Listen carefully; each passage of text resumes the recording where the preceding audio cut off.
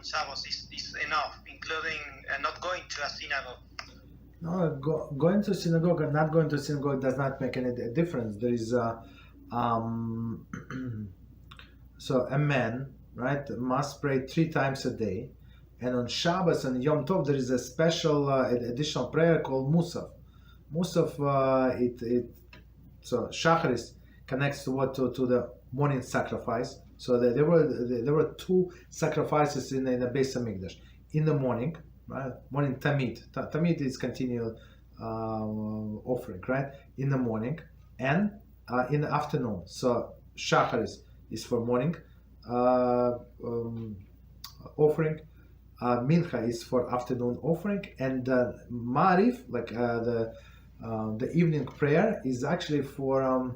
There were no offerings, but we had to burn on the altar all of the remaining meat. Well, like whatever we didn't have time to burn during the day, so we burned the whole night. The whole night the altar was busy. Kohanim were working non-stop the whole night.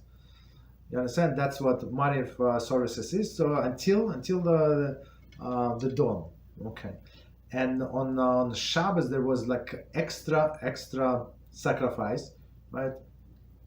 Extra sacrifice that we call Musaf. So that's when we pray, even pray in the synagogue, where we pray alone, does not make any difference. I mean, the connection to the sacrifices is still there. So we have to, man has to pray 4 times. This Musaf is very short, actually. I mean, not very short, but shorter than Shacharis, let's say.